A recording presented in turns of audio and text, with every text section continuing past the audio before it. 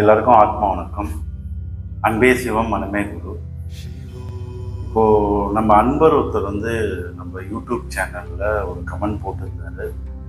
இந்த மாதிரி குரு கண்டிப்பாக முக்கியம் தியானம் செய்கிறதுக்கு, குரு இல்லாமல் தியானம் செய்யக்கூடாதுன்ட்டு நீங்கள் நிறைய சொல்லியிருக்கீங்க.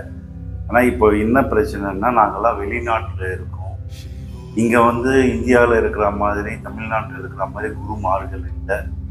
அப்படி இருக்கும்பொழுது நாங்கள் எப்படி இந்த தியான பயிற்சி செய்கிறது எங்களுக்கு ரொம்ப ஆர்வமாக இருக்குன்னு.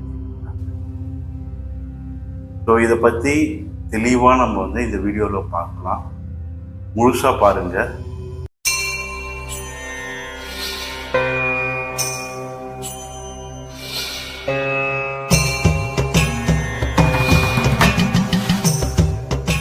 என் குருவுக்கு சமர்ப்பணம். அவர் இல்லாவிடில் தொலைந்திருப்பேன்.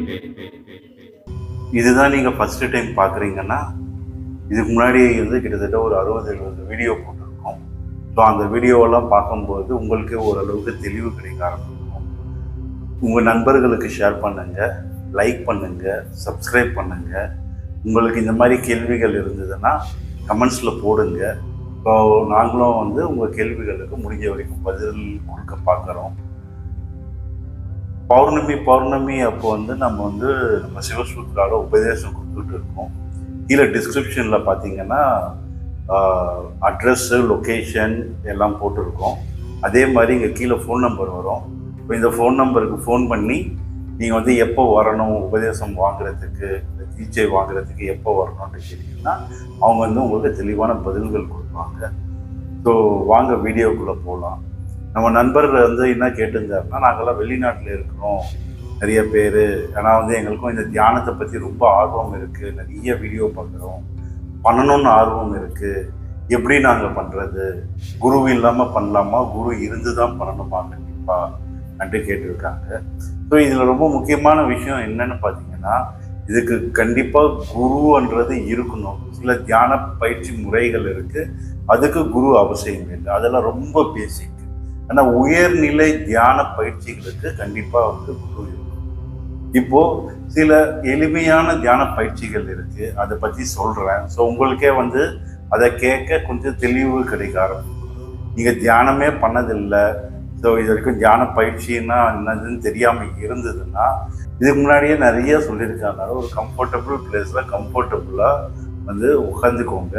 முடிஞ்சால் கீழே உட்கார்றதா இருந்தால் பெட்டர். கீழே ஒரு துணியை போட்டுட்டு அது மேலே உட்காருங்க. செலுத்தில் சாஞ்சி உட்காரக்கூடாது. நார்மலாக உட்காந்துக்கிட்டு கண்ணை மூடிட்டு பேசிக் புருவ மத்திய தியானம் நீங்கள் பண்ண ஆரம்பிங்க.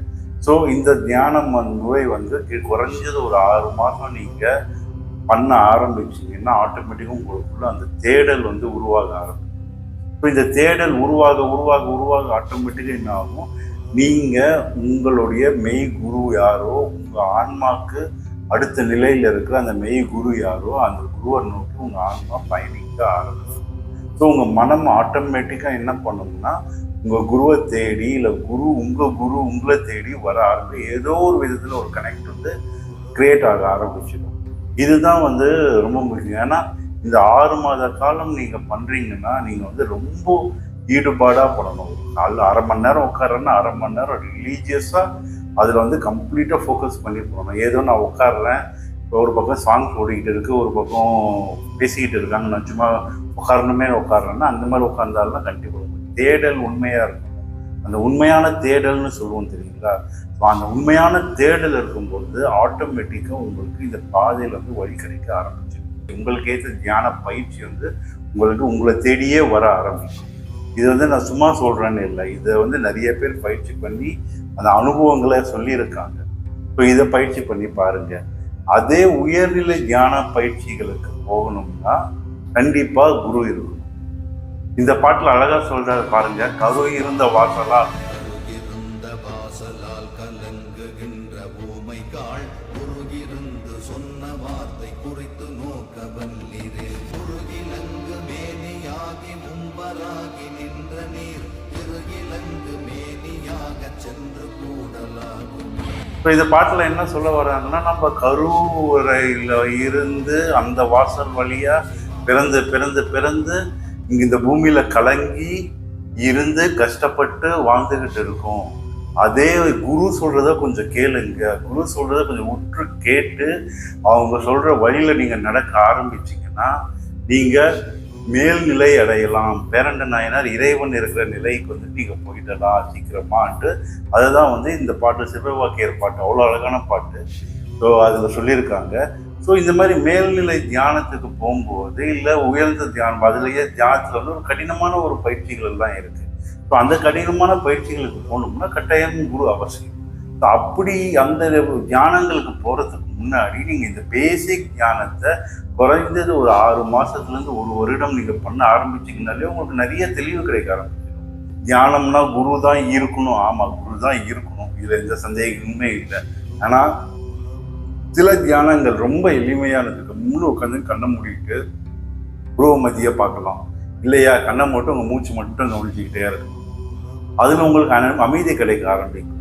ஆட்டோமேட்டிக்காக அதுலேருந்து நீங்கள் வந்து உயர்நிலை தியானத்துக்கும் 1 வருடமோ 2 வருடமோ ஒரு காலம் போட்டு உங்களுக்கு சூழ்நிலைகள் ஆட்டோமேட்டிக்காக அமைந்து வர ஆரம்பிக்கும். நீங்கள் குரு இல்லையேன்னு கலங்கப்படவே தேவையில்லை. நம்மளுக்கு குரு இல்லையே, நம்ம குரு கிட்ட போய் கற்றுக்க முடியாது, அதெல்லாம் கவலையே படாது. நீங்கள் 1 வருடம் 2 வருடம் இந்த ரிலீஜியஸாக உங்கள் தேடல் இருந்ததுன்னா அந்த பிரபஞ்ச சக்தி வந்து உங்களுக்கு ஆட்டோமேட்டிக்காக உங்களுக்கு இந்த சூழ்நிலைகளை அமைச்சு தந்து ஒரு நல்ல குருவை உங்களுக்கு காமிச்சிடும். இது கண்டிப்பாக நடக்கும். ஏன்னா எனக்கெல்லாம் அப்படி தான் நடந்திருக்கு. ஸோ இதை வந்து நீங்கள் பயிற்சி பண்ணணுமே தவிர்த்து குரு இல்லைன்ட்டு பயிற்சியிலேயே உட்காராமல் இருக்கிறது வந்து மிக மிக தவறு. இதில் வந்து அடுத்தது நிறைய தவறு பண்ணுறது என்னென்னா வந்து நான் வந்து தியானம் கற்றுக்கிறேன், யூடியூப்பில் பார்க்குறேன், இதில் பார்க்குறேன், அதில் பார்க்குறேன், நானே செய்ய கற்றுக்கிட்டேன். ஏன் வந்து இந்த யூடியூப்லலாம் பார்த்து பண்ணக்கூடாதுன்னு மறுபடியும் நான் சொல்லிக்கிட்டே இருக்கேன், எல்லாருக்கிட்டையுமே சொல்லிக்கிட்டே இருக்கேன். யூடியூப்பில் பார்த்து சொல்லித்தர பயிற்சிகளை சத்தியமாக பண்ணவே கூடாது. ஏன்னா இதில் ஏதேனும் தவறுகள் நடந்ததுன்னா பேசிக் மெடிடேஷனில் ஒன்றும் பெரிய பிரச்சனை வராது. பட் அதை விட மற்ற மெடிடேஷன் மெத்தட்ஸ் எல்லாம் அவங்க சொல்லித்தரதை பார்த்து யூடியூப்லேயே நம்ம பண்ணோம்னா சில உடலில் வந்து சில மாற்றங்கள் வர ஆரம்பிக்கும். அது ப்ராப்பராக ஒரு குருக்கிட்ட இருந்து நீங்கள் கற்றுக்கும் பொழுது அந்த மாற்றங்கள் என்னன்னு குருக்கு தெரியும். அதை என்ன சரி பண்ணணுமா, என்ன பண்ணணும், ஏது பண்ணணும், கரெக்டாக போகுது தவறாக போகுதுன்னு சொல்லுவாங்க. இதே நீங்கள் யூடியூப்பில் மட்டும் பார்த்து கற்றுக்கிறதா இருந்ததுன்னா அந்த மாற்றங்கள் உங்களால் கண்டுபிடிக்க முடியலன்னா அது தேவையில்லாத ஏதாவது ஒரு பிரச்சனையில் போய் முடிய வாய்ப்புகள் அதிகமாக இருக்குது.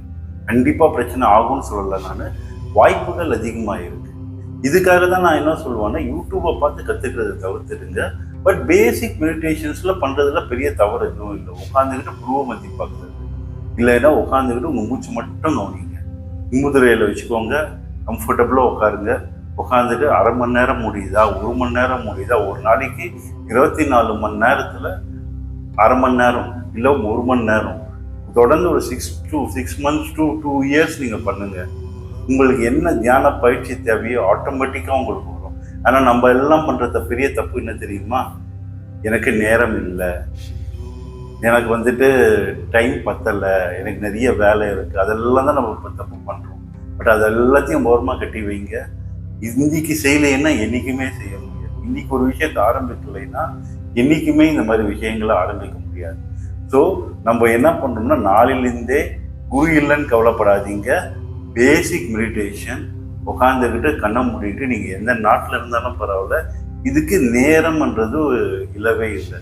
சில தியான பயிற்சிகளுக்கு கிளம்புற எழுந்து 5 மணிக்கு உட்காரணும், இல்லை பிரம்ம முகூர்த்தத்தில் உட்காரணும் எல்லாம் சொல்லுவாங்க. இதுக்கு உட்காந்தா நல்லது. முடியலைன்னா உங்கள் கம்ஃபர்டபுள் டைமில் நீங்கள் இருந்து உட்காந்து இதை டெய்லி ஒரு start with 25 minutes, start with 20 minutes போதும்.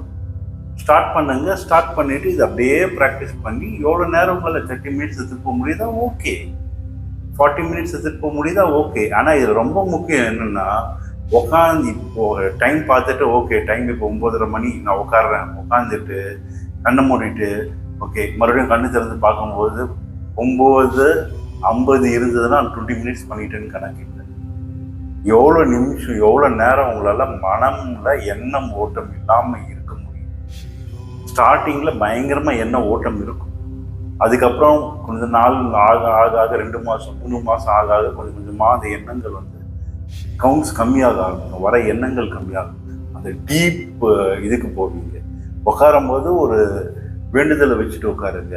குரு நீங்கள் எனக்கு என்னுடைய குரு எனக்கு நான் பார்க்கணும், எனக்கு கிடைக்கணும், அவங்கக்கிட்ட நான் உபதேசம் வாங்கணும்ன்ற ஒரு வேண்டுதலை வச்சுட்டு உட்காருங்க. கண்டிப்பாக உங்கள் குரு உங்களை தேடி வருவார். நீங்கள் குரு இல்லையேன்னு கவலைப்பட்ட காலமெல்லாம் போயிட்டு உங்கள் குரு உங்களை தேடி உங்களுக்காக கண்டிப்பாக வருவார். எனக்கெல்லாம் என் குரு தேடி வந்தார். நான் என்னுடைய அனுபவம் இது. அதனால கண்டிப்பாக உங்கள் குரு உங்களை தேடி கட்டாயம் வருவார், இது நிச்சயம். அதனால கவலையே படாதீங்க. வெளிநாட்டில் இருந்தாலும் எந்த ஊர்ல இருந்தாலும் கவலைப்படாதீங்க. தைரியமாக உட்காந்துக்கிட்டு பேசிக் மெடிடேஷனை பண்ண இன்னிலிருந்து ஆரம்பிங்க. உங்களுக்குள்ள பெரிய மாற்றங்கள் வர்றதை நீங்களே பார்ப்பீங்க. இந்த வீடியோ உங்களுக்கு பிடிச்சிருக்கும்னு நினைக்கிறேன். கண்டிப்பாக உங்கள் ஃப்ரெண்ட்ஸ்க்கு ஷேர் பண்ணுங்கள், லைக் பண்ணுங்கள், சப்ஸ்கிரைப் பண்ணுங்கள். உங்களுடைய கமெண்ட்ஸை கண்டிப்பாக போடுங்க. மெடிடேஷன் பண்ணிட்டு எப்படி இருக்குன்னு. அன்பே சிவம், மனவே குரு. ஆத்மா வணக்கம். என் குருவுக்கு சமர்ப்பணம். அவர் இல்லாவிடில் தொலைந்திருப்பேன்.